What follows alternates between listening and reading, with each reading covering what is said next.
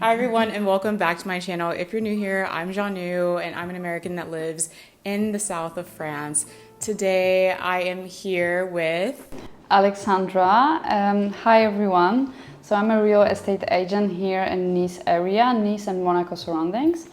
And I'm happy to be here. Thanks for inviting me.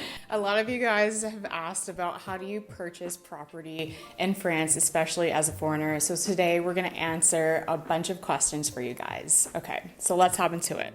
I'm going to bring up some of my questions that I have for you. So can foreigners actually buy in France? Yes, so I am Polish as well. Like I'm not, I'm just like a local. I'm not a local. And I happen to work with a lot of expats. So my clients are mostly Polish, but I also have a lot of like really different nationalities. Some of them, maybe that's also a second question, but some of them they also take a mortgage here. So this is totally possible here. Do you have to live in France or have a visa to buy a property?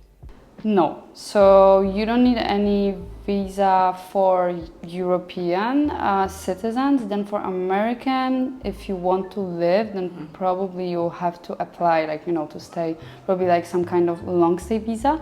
However, to buy, no, you don't need any visa. Okay.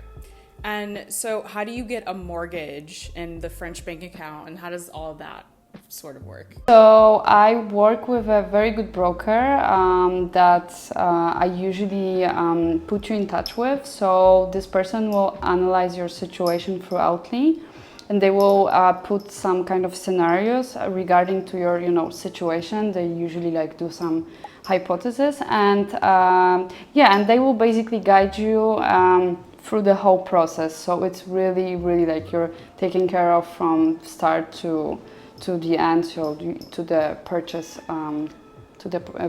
situation. Okay, so how do I know how to budget for a place here? So how much do I need to put down? What is that process like? So usually you have to put down as non-resident around 40%, 40 to 50% is I would say good start. And then if you want to put more, you can also do it. But yeah, it will basically define the level of the mortgage you will get. And probably more you put, the better offer you will get. Okay, got it. And you did say something about you should come expecting to pay 50% because of... Yeah, because it's just the minimum, it's... So you have to also bear in mind that there are some fees, that come with the purchase, right? So you have to have this 10% around, it's notary fees that are around 10%. And so you have to have the kind of cash for it. You cannot take a mortgage for them. So you have to have your personal apport, it's called, and then also the cash for the notary fees, so it will be around 40 to 50%. Okay, got it. And then what is sort of the price range of places that you can find in the area? So let's say a one bedroom in Villefranche and Nice, what can I expect? Okay, so Nice will be a little bit cheaper than Villefranche. Actually, so the rule of thumb is starting, so in Nice, you have a wider choice. It's a bigger city, right? So you have more to choose from. But if you want to have a very nice district, a nice layout, just basically be safe and have something it has a nice design, you will have to count, I think, around 300 to 350 thousand. And then going towards Monaco, the prices will go up. So I would say here this flat is actually a good example. He's at around 400,000. So I think he's a very good example of what you can get in this price range. Yeah. Okay. And yeah, we'll also show the apartment as well later on. Let's see. Do you have any specific areas in the south of France that you recommend buying? What are your top picks? I really like this place, to be honest. I recently moved from Nice to Villefranche, and if you guys are looking for some kind of a match between being close to the bigger city, but at the same time having this calmness and the security, and the vibe of just like a smaller town, then Villefranche is a very good pick. So that will be my recommendation. You're also a little bit closer to Monaco for people that like to be closer to events like, you know, Grand Prix, and like there is a lot of going on. So yeah, that would be my recommendation, definitely Villefranche. Then I also have a lot of requests for Cannes as well, since, you know, this is a place where you have the festival, and it's also pretty good for investing. Okay. And do you think you need a car to live in these places? You actually don't need a car. There is this, you know, magical train that sometimes gets late, but it's you know, it's a good connection from, I would say, yeah, like Cannes, Nice. Also, like in between, you have the Antibes, and then going to Monaco. You can really circulate by this using the train.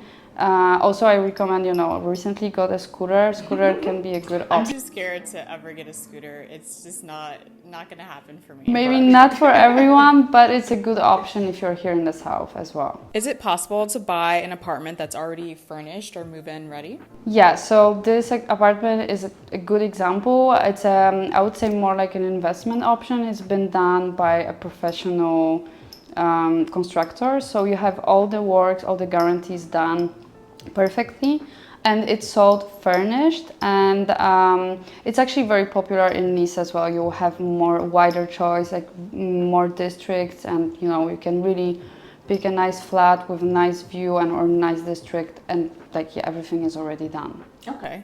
And what's the time frame of all this? If I said today I wanted to buy this apartment, how long does that take? So it will depend on whether you have cash or you need to get a mortgage. So I would say that mortgage adds like more or less a month and a half to the whole process. If you were a cash buyer, then I would say, and also it depends if you're buying like now, since it's like a holiday period, so everything is like kind of slowing down. But it's like, I would say more or less it's like 2 months if you have cash, and then if you have a mortgage, then it will be 3.5 months. Oh wow, 3.5 months. That's a long time, no? Yeah. However, yeah, I mean, it's France, so I feel like everything takes forever. I feel like this is actually a good lesson, and like really kind of get used to the vibe that like in France you basically have to be patient for everything. So if you've never been to France and you've never lived here, what would you tell someone before coming? Say definitely like just go with the flow and like don't the French flow. Don't be in a rush, you know, because in France like nothing happens fast, and it's like regarding everything, being it like a purchase of a place, then like even going to the restaurant, I think we're gonna check it out right after because we want to grab a drink, and it's really like you just have to be patient for everything. But yeah, you wait, but it's kind of worth the wait, you know? Did you explain the French bank account situation? Or how that works? 'Cause you have to have a French bank no, but when you get a mortgage, basically you get a bank account. Like the broker will set up a bank account for you, and then you will put the money that you have so the broker sets it up. So yeah, you're not going through no. Broker, hoops. it's actually good because broker takes care of everything, and he will guide you like through everything. So he will put like, you know, the application through you, etc. And then also the money that you will need to put like upfront, you will have to put it on a French account. So he will do that for you.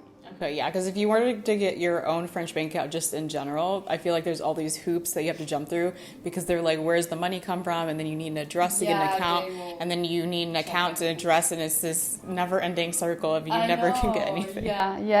It's like really, that's true. It's France, okay? No place is perfect. How does it work if I want to Airbnb out an apartment? Like, can I just do it? Is there permits? Like, how does that work? So first of all, you have to make sure that you can do the Airbnb, right? So there are some buildings, certain buildings that have only residential purpose, and you are like the residents, they will say just, you know, no, it's not allowed. So you have to make sure that it's allowed. So that's why I would advise always to go through a real estate agent, because this is a person that will make sure that it's possible for you. Then the second part is once you buy, you have to make an application. You can just do it yourself, or again there is a conciergerie service that, you know, I have contacts for, and that those people will make sure that everything will be taken care of, so they will do an application for you. So I think it's a good option if you want to have like an worry-free investment. That will be definitely a thing to do. So it's the building has to approve it, but then also is there anything like city-wise or? Yeah, there are. So like the building is the first step, so you have to make sure that it's allowed by the building. So it's the first thing, and the second, you have to make an application through the mairie. So it's like a municipal council. The city. Yeah, the city. You have to like make this like a demand application, but it's done. Either you can like send it yourself, or it can be done by specialized conciergerie. What's the situation where it could get denied?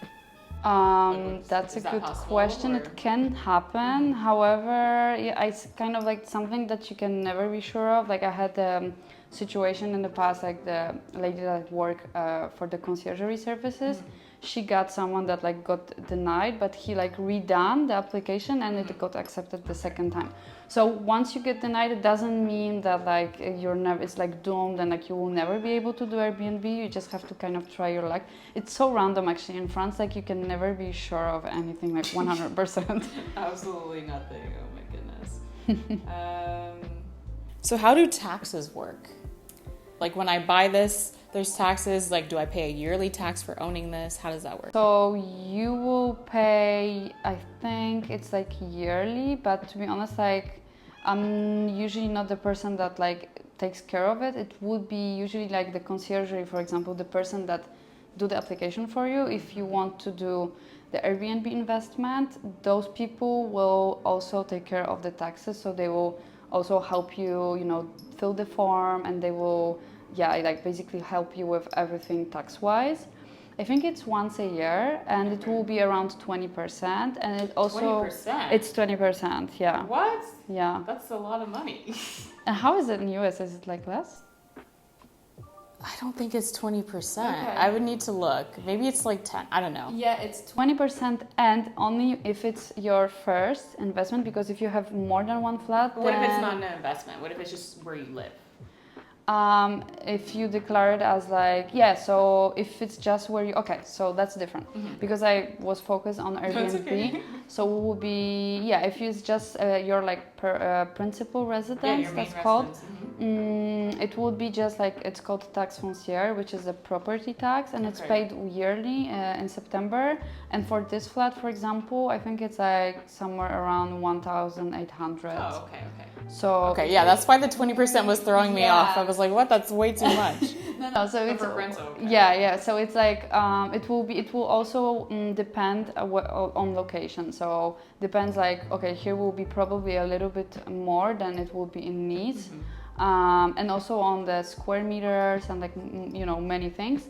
But it will be around that amount, and then for of course like houses which are bigger, it will be more.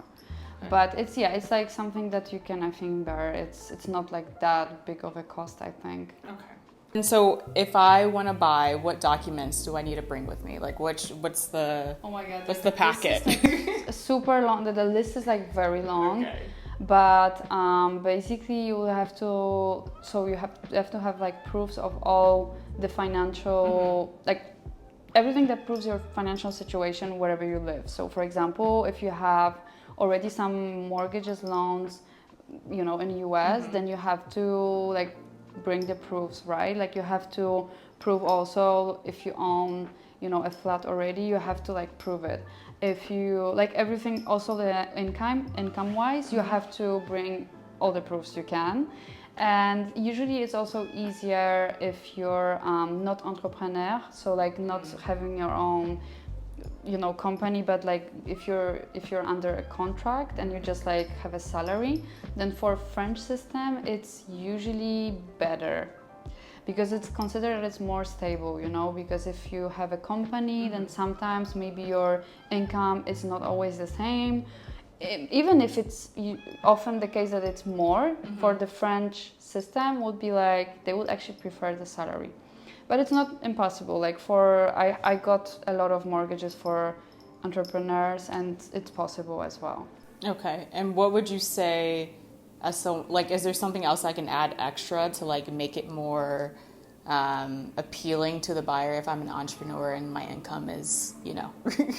I think it's like, so the broker will make sure to put like your dossier, it's called like forward. So she will ask you like some additional questions as well. Dossier is basically your packet. Yeah. She will like prepare it with you basically. She will ask you all kinds of documents to make sure that the French bank accepts it. Like, honestly, like if you guys want to buy and you're non-resident, like the biggest piece of advice I can give you, go for a broker, because this person is really like, it's not even in terms of just putting the dossier, right? But it's the thing is that she just has all the contacts. She has like the relationships that she worked like through the years. But you have to go to a broker to purchase a property anyway, right? Or no? Not necessarily. Okay. Like, I mean, technically you could just do your own dossier with French bank, but like good luck with that, like nobody speaks English. So, but some people would still try because they will think, yeah, maybe it will be cheaper or whatever. Okay. It's gonna probably be rejected because like French banks, they really like, all the organisms, like they are very formal. So if you go with a like trusted partner, you have 90% of chances that you will get the mortgage. So it's really worth it. And then is that broker's fee in that 50% we talked about earlier? No. So broker fee is on top. It will be, I don't remember because it will be always like, it will differ, but it will be around like, I would say, something about like 1%, something like that. So they need to come with 51% of like, okay, or that 1% of the cost of the cost of the loan. Yeah. The loan. Interesting. Yeah. So not the cost of the apartment. Purchase. No. Oh, so because you get go ahead. So you get like you put like, for example, 50% of the total price. And then the other 50. Okay, so this is maybe a bad example because it will be 1% still. But yeah, it's basically calculated on the amount of the mortgage you're getting, of the loan that you're. Yeah. So it's based off the loan and not the cost of the apartment. Exactly. Okay. Yeah. So what happens if I bought this cash then? Do you not get paid, or how does that work? So you're asking about like my So if the agent's fee? Yeah. So like agent broker, is that like a different thing, or it's a different thing. Okay. It's like completely different. Explain the people that are involved in making this happen. Okay, so if you need a mortgage, then you will go through a mortgage broker. I'll be the one putting you in touch with them if you need them.